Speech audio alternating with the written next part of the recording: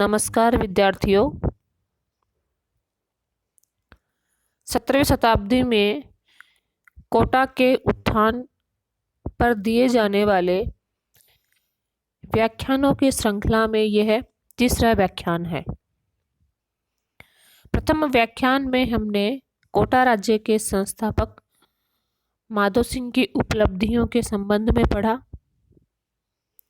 जिनका कार्यकाल 1631 से 1648 ईस्वी रहा। दूसरे व्याख्यान में हमने आगामी दो शासकों मुकुंद सिंह और जगत सिंह के बारे में अध्ययन किया,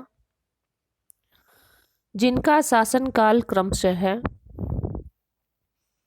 1648 से 1658 और 1658 से 1683 रहा। यह गौरतलब रहा कि माधो सिंह के तुलना में आगामी दोनों शासक उतने गौरवशाली नहीं रहे। मनसब की दृष्टि से भी वह माधो सिंह से न्यून ही रहे और मुगल बादशाहों के सैन्य अभियानों में भी उनकी उपस्थिति माधो सिंह के समान नहीं रही। लेकिन यह स्वाभाविक इसलिए था क्योंकि मुकुंद सिंह उत्तराधिकार के युद्ध में धर्मत की लड़ाई में लड़ते हुए शहीद हो गए और जगत सिंह बालक थे। आज के व्याख्यान में हम आगामी दो शासकों किशोर सिंह और राम सिंह का अध्ययन करने जा रहे हैं। इनका कार्यकाल 1707 ईस्वी तक रहेगा। यहाँ पुनः एक समानता आपको नजर आ रही है। 1707 ईस्वी में ही औरंगजेब की मृत्यु होती है और 1707 ईस्वी में ही कोटा के शासक राम सिंह की मृत्यु होती है। एक तथ्य हमने विशेष रूप से जाहिर किया था कोटा के शासकों का अध्ययन करते समय, वह यह था कि कोटा के अनेक शासक मुगल लड़ाइयों में वीरगति को प्राप्त हुए थे। ये तथ्य हमें किशोर सिंह और राम सिंह के समय में भी सही दृष्टिगोचर होगा। पहले हम किशोर सिंह को लेते हैं, जिनका शासनकाल 1683 से 1695 ईस्वी रहा। किशोर सिंह माधो सिंह के सबसे छोटे बेटे, मुकुंद सिंह के भाई और जगत सिंह के चाचा थे। यह आश्चर्यजनक और आकस्मिक इसलिए प्रतीत हो रहा है कि जगत सिंह के पश्चात उनके चाचा शासक बने। इसका कारण यह था कि जगत सिंह के कोई संतान नहीं थी, इसलिए जगत सिंह की मृत्यु के पश्चात सौभाग्यवश किशोर सिंह को शासक बनने का मौका मिला।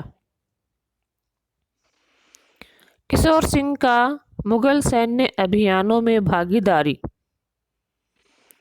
अपने पिता माधो सिंह के समय में ही हो गई थी, जबकि वे अपने पिता के साथ मुगल सैन्य अभियान जैसे मध्य एशियाई अभियान में भाग लेते हुए नजर आते हैं। इस समय उनका मनसब 400 का था। उसके पश्चात मुकुंद सिंह के शासनकाल में भी कंधार के अभियान में अपने भाई मुकुंद सिंह के साथ उन्होंने भाग लिया था। पिछले अध्याय में हमने ये देखा कि मुकुंद सिंह उत्तराधिकार के युद्धों में धर्मत के युद्ध में अपने 4 भाइयों के साथ लड़े थे, जिनमें किशोर सिंह भी शामिल थे।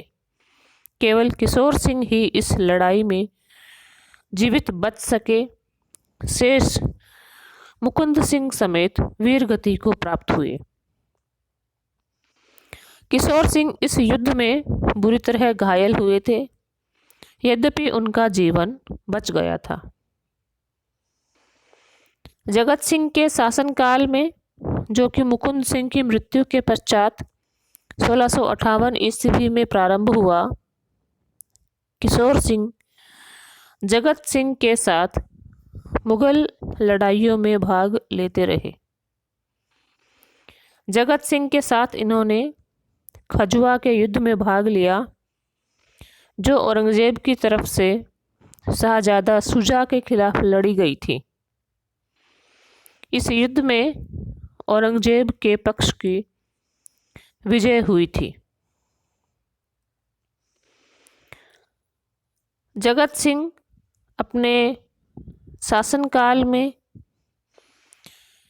जो मुख्य सैनिक कार्य किया वह दक्षिण भारत में किया, और किशोर सिंह को भी उनके साथ दक्षिण भारत में ही नियुक्त किया गया था।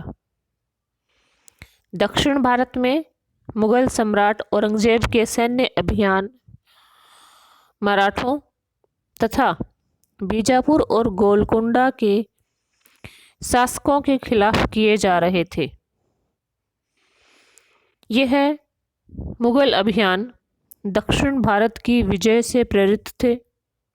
इनमें से बीजापुर और गोलकुंडा को परास्त कर वह मुगल साम्राज्य में शामिल करने में सक्षम हुए, लेकिन मराठों का पूर्ण दमन नहीं कर सके। यहाँ पर नियुक्त किए गए जगत सिंह और किशोर सिंह को एक दूसरे से अलग अलग सैन्य मोर्चों पर लगाया गया। यह मुगलों की नीति रही कि राजपूतों को एक दूसरे से मिलने से रोका जाए, ताकि वो एक गैर शक्तिशाली तत्व के रूप में मुगलों की अधीनता में बने रहें। यह बात जगत सिंह और किशोर सिंह के संबंध में भी लागू होती है। 1683 में जगत सिंह की मृत्यु के समय किशोर सिंह बीजापुर के राज्य के खिलाफ युद्ध कर रहे थे। क्योंकि जगत सिंह के कोई पुत्र नहीं था, इसलिए किशोर सिंह इस समय दक्षिण भारत में थे। कोटा में कुछ स्थानीय गठबंधनों के माध्यम से प्रेम सिंह, जो कि पलायथा के जागीरदार थे, को शासक बना दिया गया, लेकिन मुगल बादशाह की स्वीकृति से ही यह उत्तराधिकार मान्य हो सकता था, और मुगल बादशाह की स्वीकृति मिल पाती उससे पूर्व ही पुनः स्थानीय गठबंधन के माध्यम से उन्हें गद्दी से भी उतार दिया गया। इस समय किशोर सिंह दक्षिण भारत की लड़ाइयों में व्यस्त थे। अब तक 1000 के मनसबदार बन चुके थे। अपने प्रदर्शन से इन्होंने मुगल सम्राट औरंगजेब को प्रभावित किया था, और कोटा की इन परिस्थितियों में, जबकि जगत सिंह का कोई उत्तराधिकारी नहीं था, औरंगजेब ने किशोर सिंह को कोटा की गद्दी प्रदान कर उन्हें पुरस्कृत किया। इस प्रकार 1683 ईस्वी में किशोर सिंह 3000 के मनसब के साथ कोटा की गद्दी पर बैठे। अपने उत्तराधिकार से पहले भी वह दक्षिण भारत में लड़ रहे थे। उत्तराधिकार के राज्यारोहण के पश्चात भी वह दक्षिण भारत के अभियानों में ही व्यस्त रहे।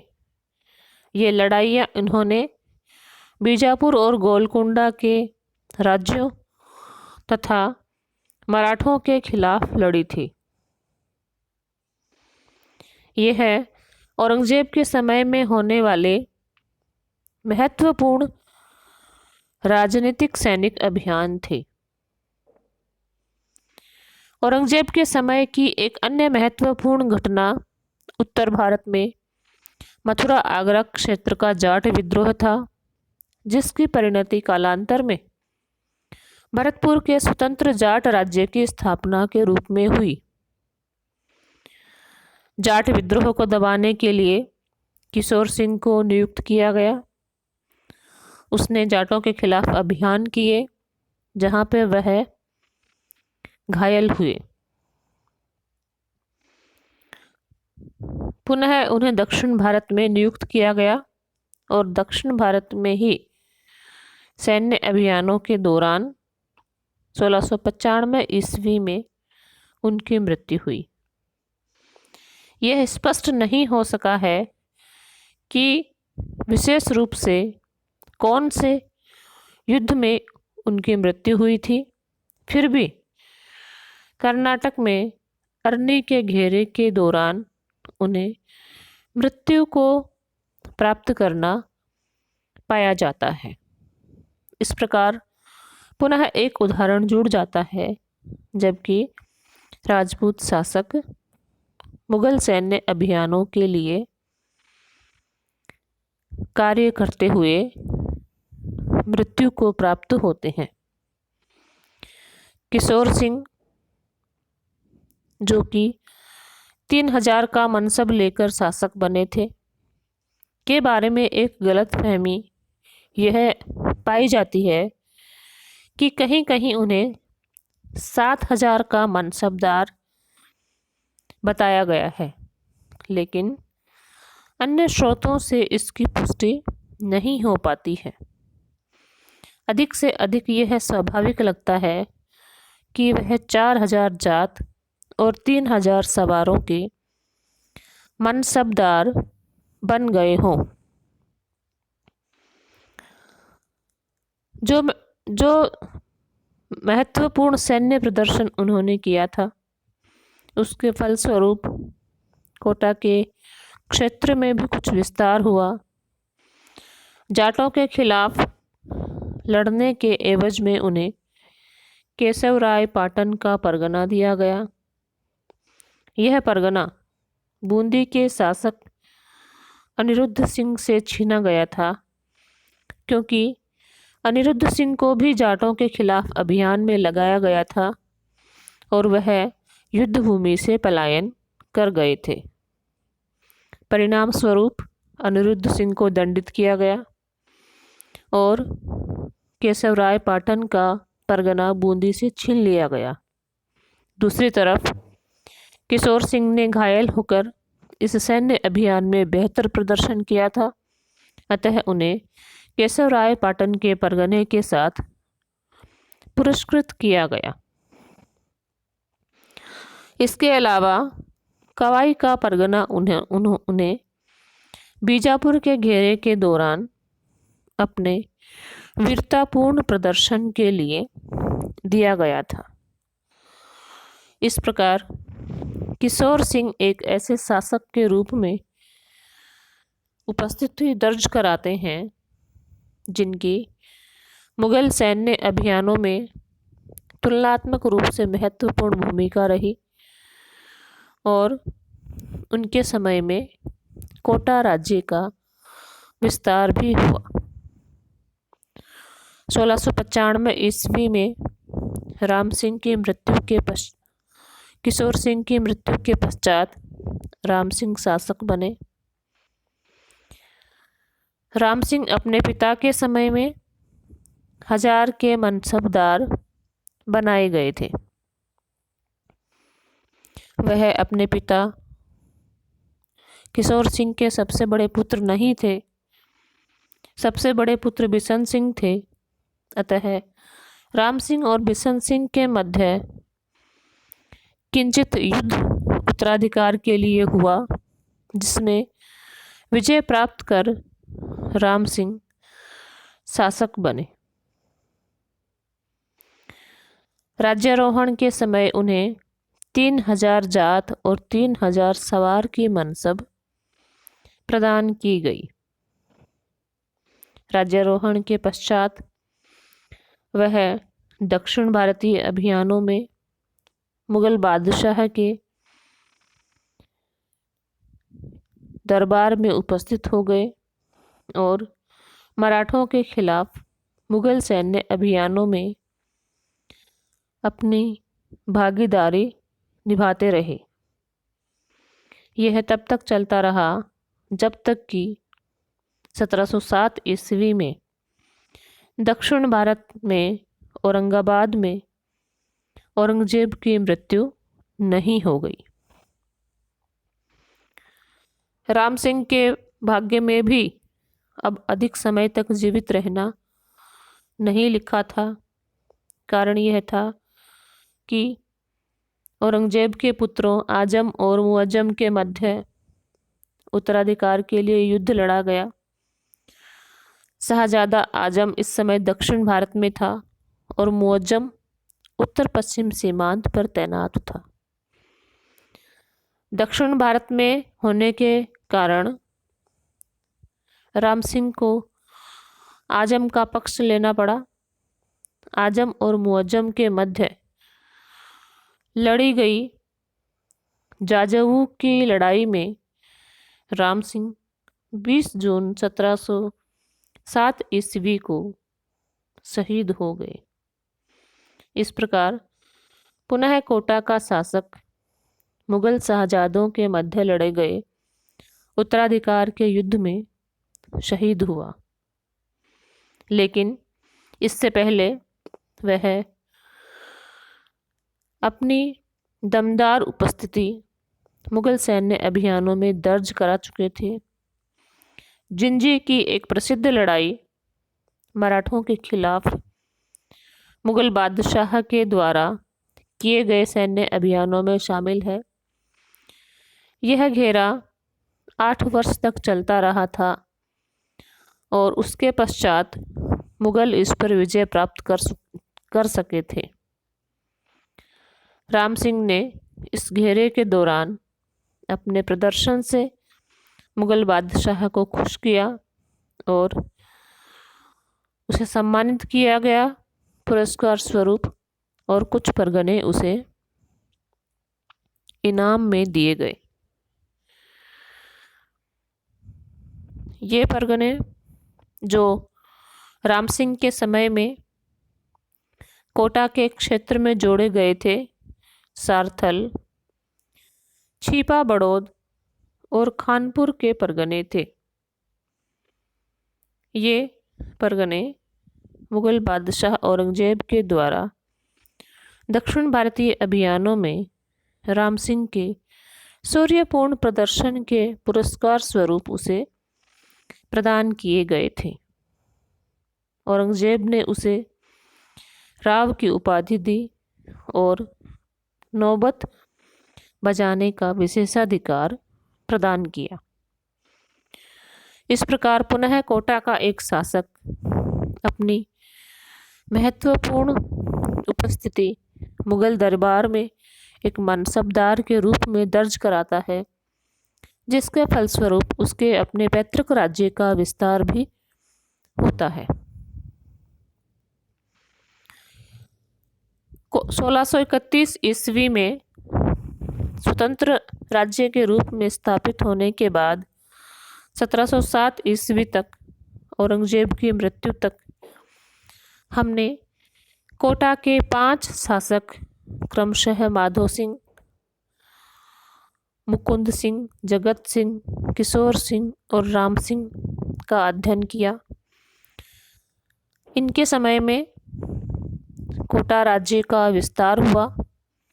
ये शासक मुगलों की सद्भावना प्राप्त करने में सफल हुए। फलस्वरूप कोटा भी धीरे धीरे राजपूताना के उन बड़े राज्यों में गिना जाने लगा जो कि राजस्थान के सबसे बड़े राज्य गिने जाते थे। उदाहरणार्थ जयपुर, उदयपुर, जोधपुर, बीकानेर के साथ साथ कोटा का राज्य भी राजस्थान के बड़े राजपूत राज्यों में शुमार होने लगा। यह कोटा के शासकों द्वारा किए गए मुगल मनसबदार के रूप में प्रदर्शनों के कारण संभव हो सका। कोटा के शासकों की उपलब्धियां इस दृष्टि से बहुत अधिक महत्वपूर्ण हो जाती हैं क्योंकि इन अध्ययन किए गए 5 शासकों में से केवल माधो सिंह प्राकृतिक मृत्यु को प्राप्त हुए थे। शेष या तो उत्तराधिकार की लड़ाइयों में किसी एक मुगल शहजादे का पक्ष लेकर लड़ते हुए वीरगति को प्राप्त हुए या मुगल सैन्य अभियानों में किसी युद्ध के दौरान वीरगति को प्राप्त हुए। लेकिन इससे उनका पैतृक राज्य एक मुगल मित्र, मुगल सहयोगी और शक्तिशाली राजपूत राज्य के रूप में पनप सका और यही इन शासकों की सर्वोत्तम उपलब्धि रही। धन्यवाद।